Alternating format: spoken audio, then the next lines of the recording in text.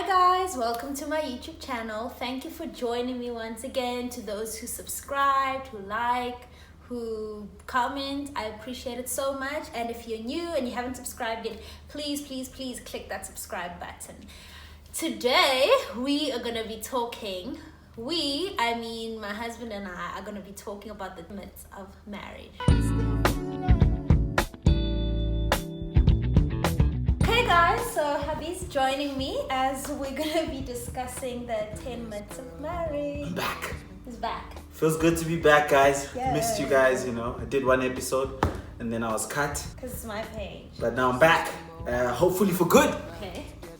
This is why I kicked them out. Okay, cool. Do you want to start about... Okay, a lot of people ask me to talk about being married young. And there's not much to say. So maybe we can briefly say before we start about the 10 myths of marriage. Do you want to say anything about it, babe? It's great. You have more time. If you're married young, it means you have more time with the person you love. What are the challenges? The challenge is if you marry the wrong person, yeah. But Then you don't know that, so don't speak then about a that's challenge you don't know. Speak about a challenge. I can you know. imagine that would be a challenge, but I can't speak for other people. Like, Okay. Mina needs to really shambula. Okay. I got a shambler for the rest of my life, guys. I think a lot of people, what they want to know is how do your parents feel about it? Oh. And I know specifically somebody asked me that they just got engaged, but they're young and they feel like their parents will say they're too young. My thing is, you need to get the blessing of your parents. If you don't have parents, your guardian, or those who are responsible for you, adults in your family. And if you don't have their blessing, maybe consider why they're not blessing. Maybe they don't feel you're mature enough or financially stable enough, or things like that. So with us, one of the most important factors was that we had to get the blessing of our parents, and we really did from both sides. Nobody had anything negative to say. We felt led by God, and we were financially stable. But what if the parents they're not coming to the party? Palatina, we were lucky. So what if the parents aren't coming to the party? And there has been situations where the parents came around after a while, like after 5 years, after 10 years. So I think it's tricky. Look, the ideal way would be to get a blessing, but if you really feel strongly about it and you don't happen to get that blessing, but you feel so strongly about it that it's in your heart, that that's God's plan for you, then I don't see why not, Yeah, but the most important thing is you can't have more cons than pros. Like, I don't think it would make sense if everything is not in line, nothing is making sense, and then the only thing you can say is, but we're in love. Or most Christians would say, we want to have sex. That's not a reason to get married young. So just make sure that not the only reason. Yeah, so just make sure that most things are adding up. You've got the blessing, and the most important thing is that you guys have the same beliefs. There's nothing harder than believing different things in marriage, and what you fight about in dating probably gets stronger in marriage. Yeah. I think you should have essentially the strong beliefs that are like the core. Yeah. You can have different habits and different personalities. I think that's usually the case with us. Yeah. We're very different. But I mean, our core beliefs are very similar. Maybe we'll get into the topic more later over time if we get more questions or so. But yeah, so that's just our thing about it. If things align, if your parents give you the blessing, babe. Smell your shoulder. Cool. So let's start myths about marriage. Our take. Okay, the first one. If I marry the right person, we'll always feel in love. What do you have to say about this? If I marry the right person, we'll always feel in love. Well, let's put it in the perspective of you'll always feel butterflies, you always want to be kissy and huggy and lovey-dovey. No, definitely not. Definitely not. In fact, it's almost like a 50-50, really. I think half of the time, you will want to kill your partner. Okay. No, this is not based on a true story. It's just, I've read that half of the time you will want to kill your partner. But I think that's part of kind of establishing a working relationship. On my end, that's definitely not true. We don't always feel lovey-dovey and laughy, especially because we're talking from an angle of we just conquered our first year of marriage. So a lot of it was figuring each other out, what ticks them off, what, little things like leaving a t-shirt on the floor could start a fight. Because you literally live with this person. But we have to be intentional about keeping those love feelings there. Yeah, so it's not... That love decision. Yeah, it's a decision. Because feelings change. Yeah, that's my thing with feelings, is that feelings are unstable. Yeah. And they can be erupted by different forms of events. Yeah. So if it's a decision, then then it requires discipline to kind of live up to that decision. Cool. Yeah, babe, I'm so wise. Wow. Okay. Wow, people. Number 2. If my spouse really loves me, she will be willing to change. No. I think that's true. No. I think that's true. I think the important stuff. There's things, for instance, there's things that I think build up who you are. Okay. And I can't expect you to change that. Okay. But there's little things like, for instance, allow me to watch sport. You could compromise it. You could change that. Or for instance, I could change certain things about me. Like what? That you don't like. Like what? I like. No. Are you willing to change to watch sports? I can minimize. I can cut. Okay. I can cut off some time of watching sport. But I think the important thing to say is don't marry your partner thinking they will change. You should be okay with them never changing. Yes. If you marry someone with an expectation of them changing, then you don't love them for who they are. Yeah, then. But the cool thing about that is that if someone loves you, then they are willing to better themselves. Better themselves. Better themselves. Yeah, so that's true. So yeah, don't marry someone with the intention of changing them. Nobody's gonna just change like that. But somebody, like, I'm willing to make more exciting meals because I love him, not because I necessarily enjoy. So that could be my change. Okay, number 3. My friends know me, so they're the best place to get marriage advice. If your friends are married, then they can give you good marriage advice. But if you mean my friends, like my girls know me. My boys know me. No. Well, we feel differently about the different myths. I don't think friends are the people to go to, because friends will always be on your side. Like, my girls will always have my side, and then things get back to normal, and then they'll still view husband as, oh, but you did that, he did that. They'll always have that picture. Family and friends, don't forget. I mean, there's instances where you can't deal with it alone and you have to go to someone. For me, I've got my sister-in-law who I trust, and for her, I think it's more of a, she's not biased because it's your brother. She's married though. Oh, and she's married, by the way. She's married. There you go. And she loves you. She loves you, her brother. I'm her sister. So for me, I'd feel safer going to her than my friends, even if I had married friends, because I wouldn't want my friends to view you in a different way. Yes. What do you think? You can't go to Tiger Wheel to buy a burger. Okay. Okay. They work with wheels. Yeah. So go to someone who's got insight and the right context to kind of help your situation. But try avoid going to people. If you can solve it at home, try solve it at home. But if you feel like, okay, you know what, you need a third party, then go see a therapist.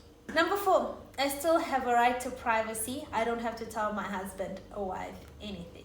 Okay, wait, before I get to this, tell how you felt about this initially and then how things have become over time. Be honest. I thought in my mind, I thought that it works better to have a level of privacy, obviously, because you don't want to change, right? You don't want to lose yourself. That's the whole argument. I don't want to lose myself. I'm still me. Mm-hmm.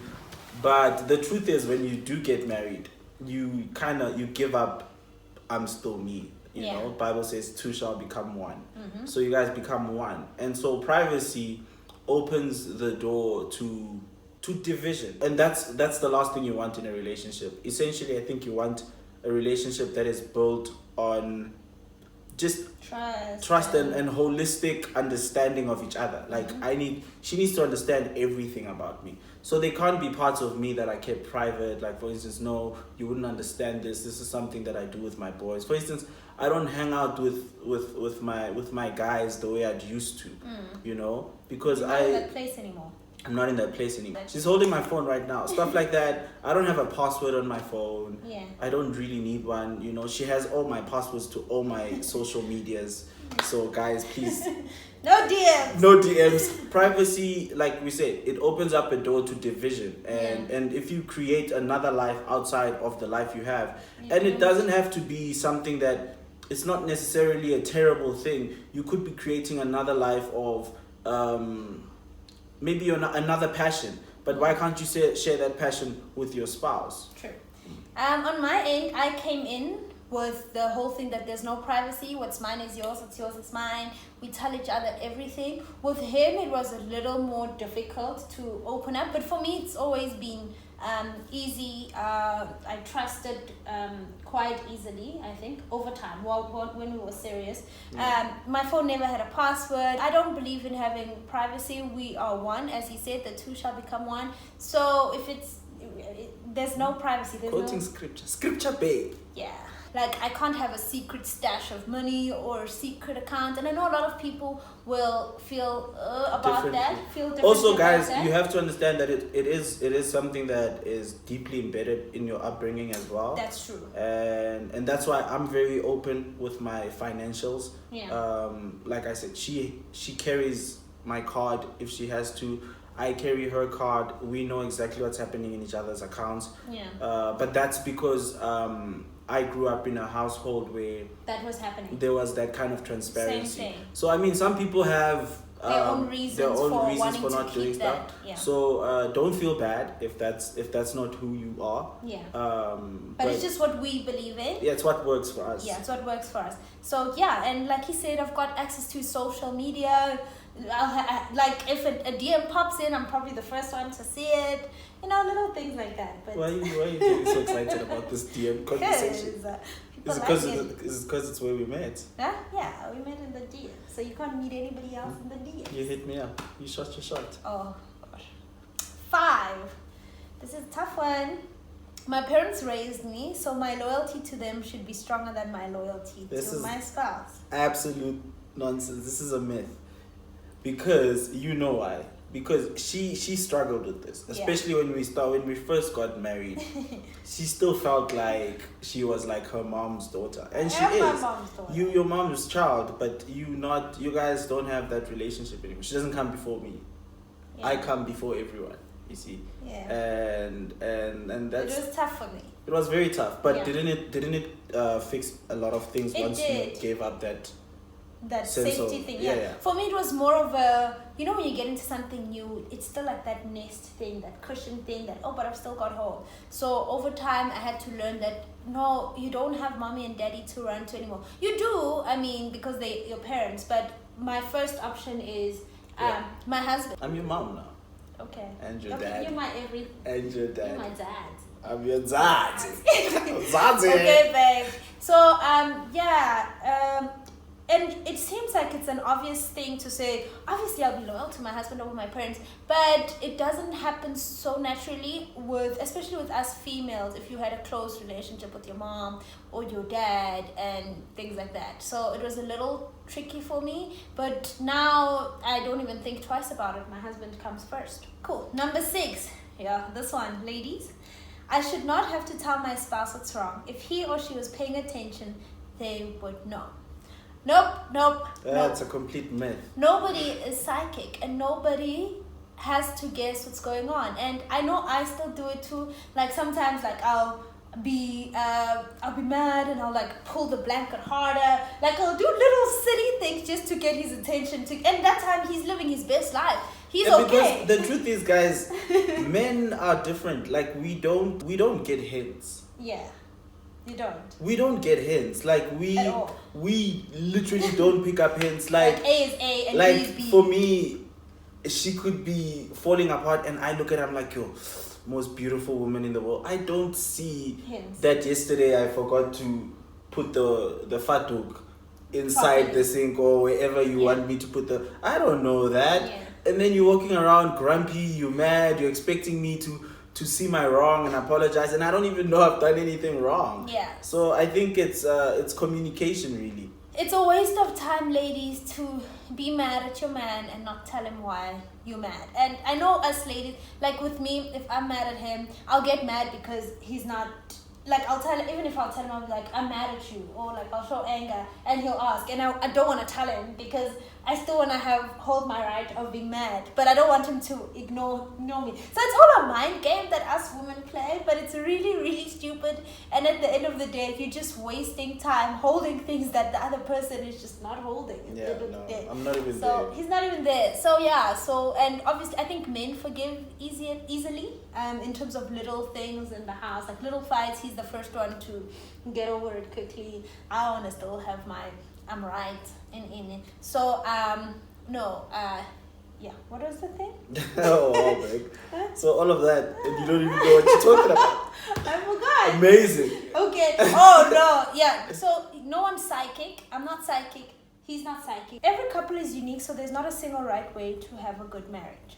I actually agree with this one. Everybody is different, and this is one of the reasons I kind of agreed to get married at such a young age, that as long as we define our own marriage, we're not gonna have a marriage like our parents, we're not gonna have a marriage like his parents, we're not gonna have a marriage like we see on TV.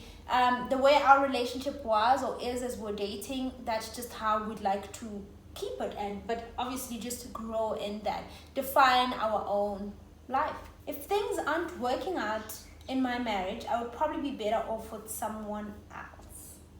Like we said, this is one of those where it kind of also goes back to your upbringing.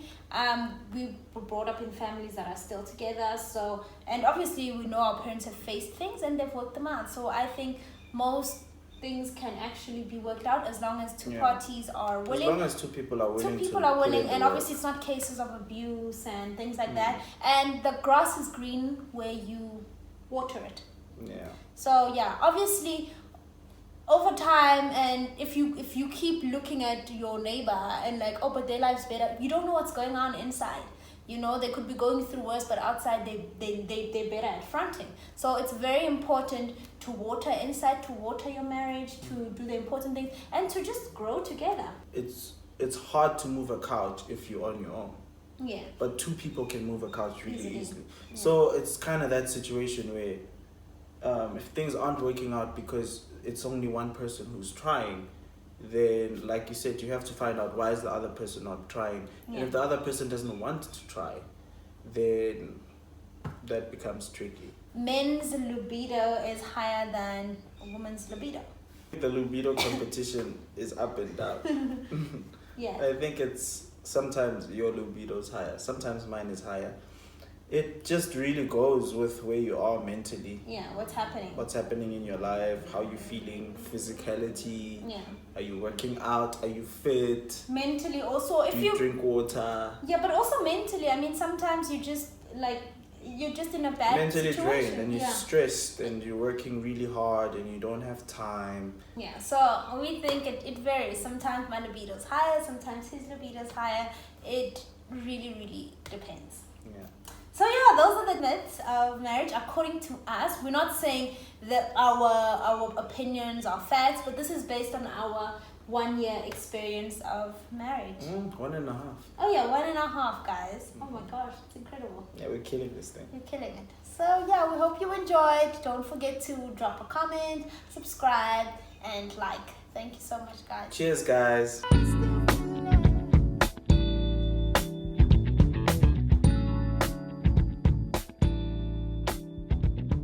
The prettiest girl